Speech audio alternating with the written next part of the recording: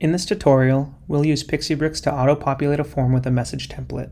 To keep it short, we'll walk through a simple example using LinkedIn.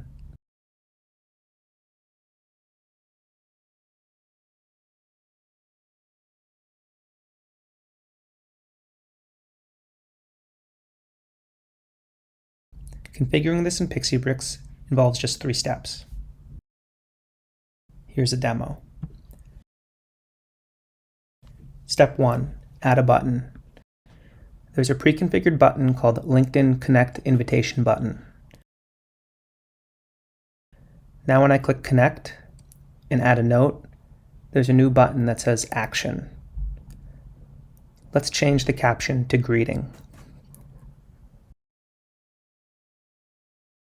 Step 2.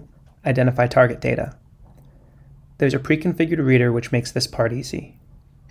When I search Todd, I can find it here and copy the first name property path to my clipboard.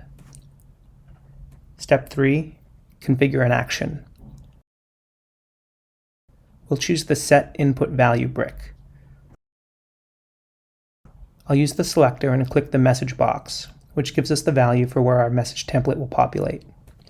To define the template, I'll paste the property path from step 2 as a variable so the name dynamically changes for each new profile. Now when I click Greeting, it auto-populates with the template. If you'd like to learn more, you can follow our YouTube channel or join the Pixiebricks community at community.pixiebricks.com.